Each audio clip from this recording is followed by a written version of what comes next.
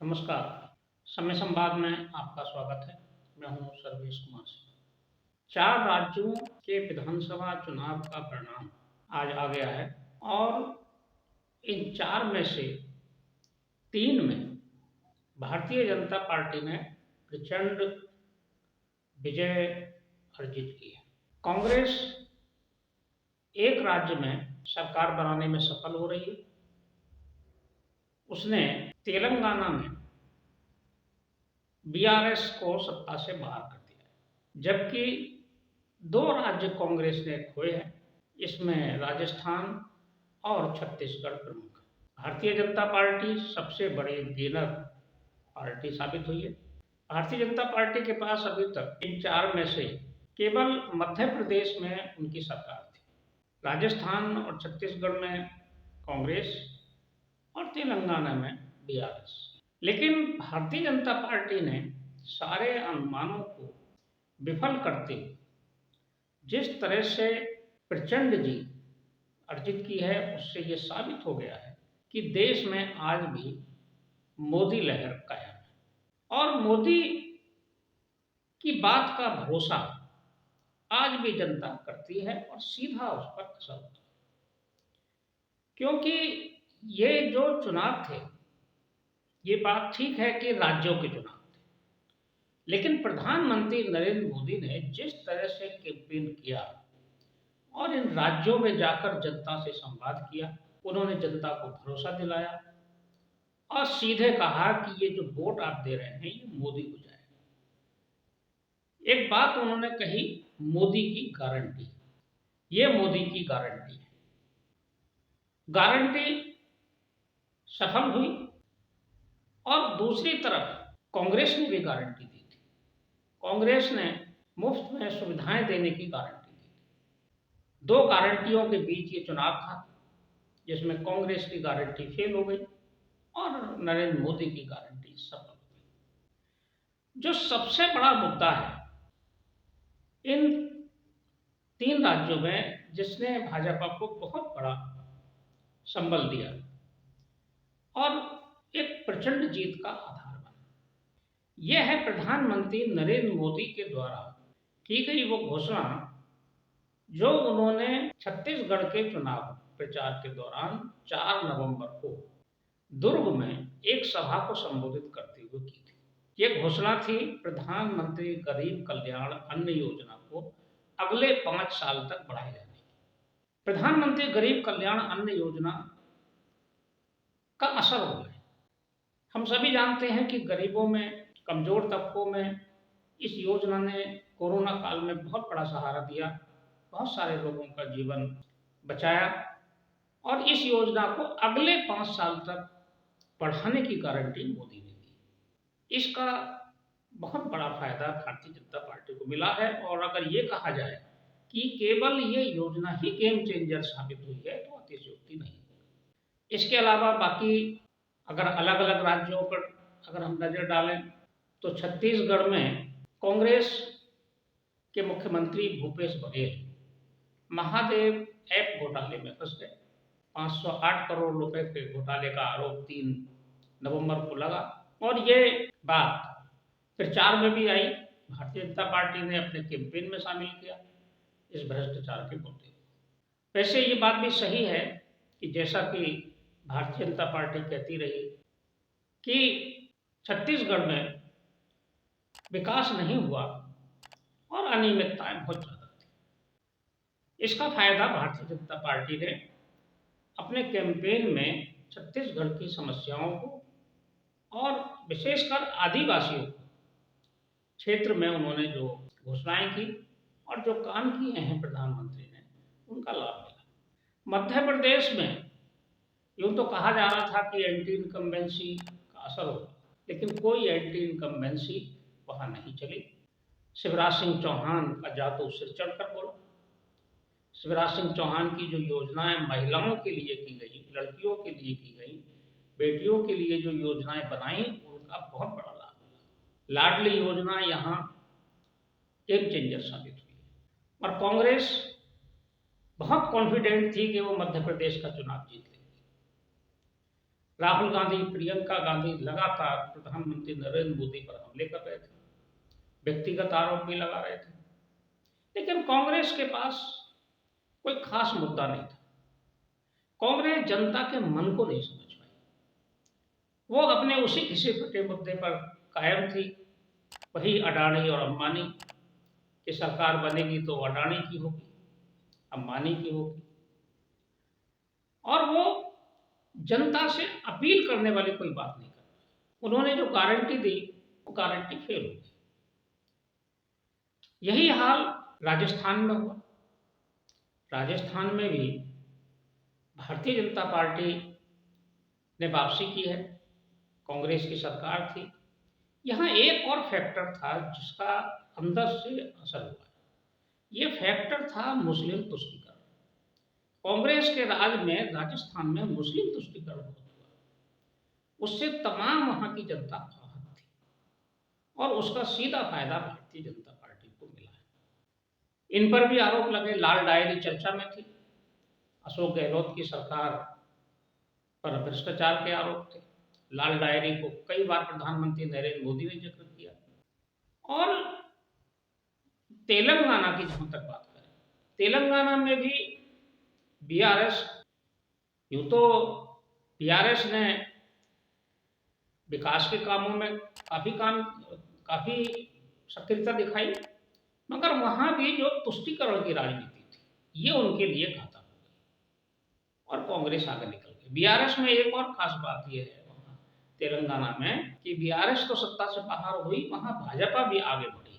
सरकार जरूर कांग्रेस की बन रही है, लेकिन भारतीय जनता पार्टी की सीटें बढ़ी। ये चुनाव का जो परिदृश्य सामने आया है, इसमें एक बात बहुत स्पष्ट रूप से सामने आ गई है कि कांग्रेस ने जो सबसे बड़ा मुद्दा बनाया था, हालांकि वो मुद्दा कांग्रेस का नहीं था, ये मुद्दा नीतीश कुमार का पैदा किया हुआ था, जातीय गणना। पहले नीतीश कुमार ने पहल की, जातीय गणना कराई और उसके परिणाम घोषित किए। फिर समाजवादी पार्टी ने इस पर पहल की। बाद में कांग्रेस ने भी इसे अपना लिया और इसे अपने नेशनल कैंपेन का हिस्सा बनाया। तो ये भी साबित हो गया इस चुनाव में, क्योंकि कांग्रेस हार गई चुनाव, तो इसका मतलब साफ है कि जातीय गणना का मुद्दा भी नहीं चला। जातीय गणना का मुद्दा फेल हो गया। जातीय गणना के मुद्दे पर और जाति के मुद्दे पर, ओबीसी राजनीति पर जो बात प्रधानमंत्री नरेंद्र मोदी ने कही वो ज्यादा कारगर साबित हुई और लोगों के गले उतरी, उनके मन में उतरी। जातीय गणना को जब कैंपेन में शामिल किया कांग्रेस ने, राहुल गांधी ने जगह जगह कहा कि अब हमारी गारंटी है कि जातीय गणना कराएंगे हम, तो प्रधानमंत्री नरेंद्र मोदी ने 4 नवंबर की दुर्ग की ही सभा में, जिसमें छत्तीसगढ़ में उन्होंने प्रधानमंत्री गरीब कल्याण योजना को 5 साल आगे बढ़ाने की घोषणा की थी, वहीं उन्होंने भी कहा कि मैं ओबीसी हूं। ये पहली बार प्रधानमंत्री नरेंद्र मोदी ने इस चुनाव में दोहराया। हालांकि वो पहले भी कह चुके हैं, लेकिन इस कैंपेन में उन्होंने दुर्ग में ये बात कही और उन्होंने कहा कि मुझे गाली मिलती है, 2-2.5 किलो गाली रोज मिल जाती है। और प्रधानमंत्री ने जातीय गणना है इसकी एक काट भी निकाली।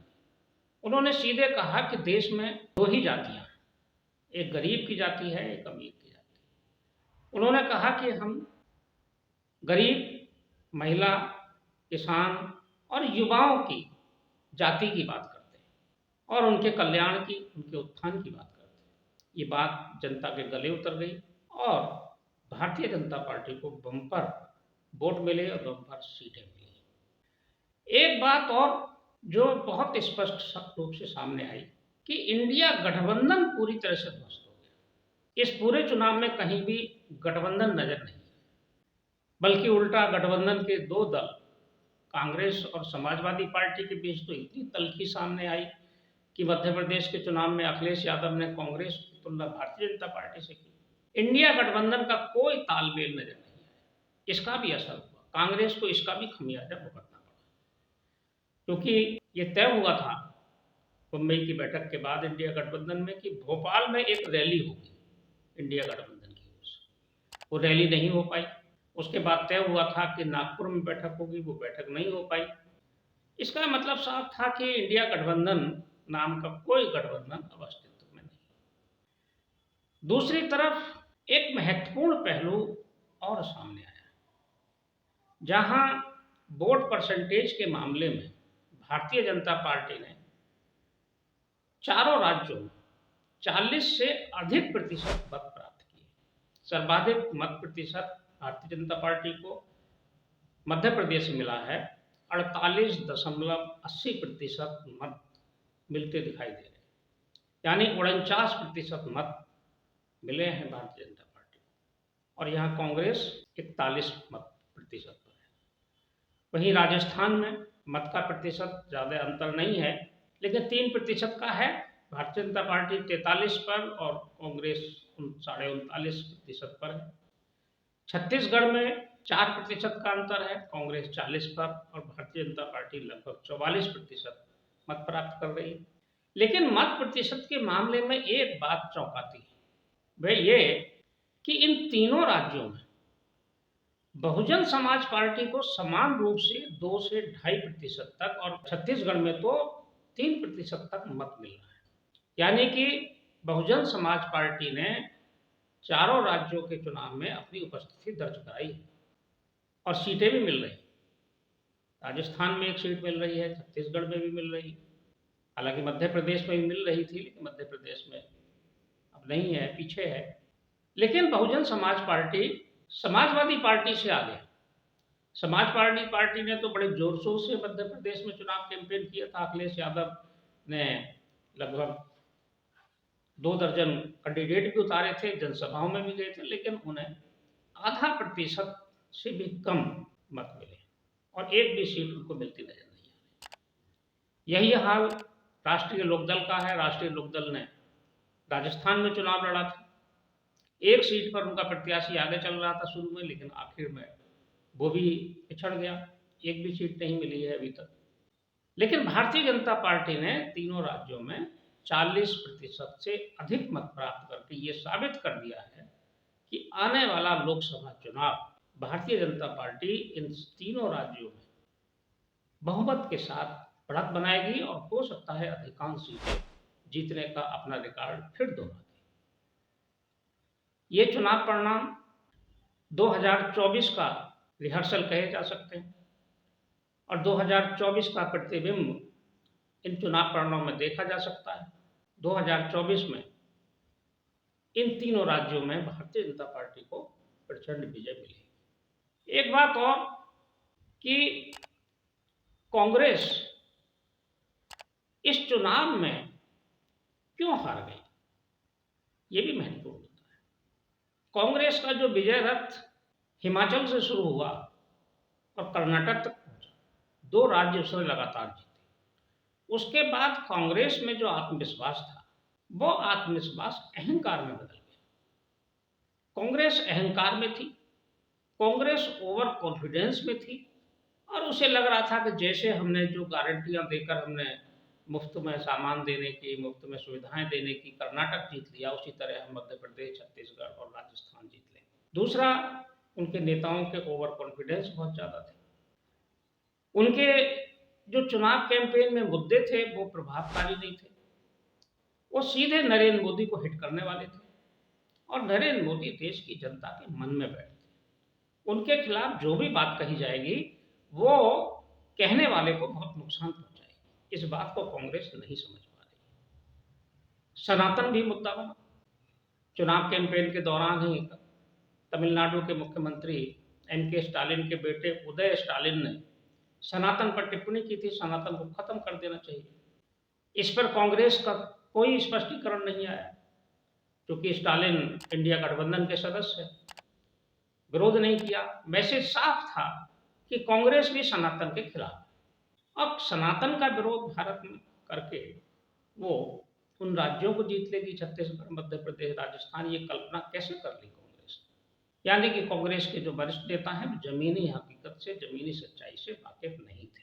वो ओवर कॉन्फिडेंस में थे, वो बहुत ही बड़बोलेपन के साथ चुनाव कैंपेन में उतरे थे। उन्हें ये नहीं मालूम था कि उनका मुकाबला ब्रांड मोदी से है।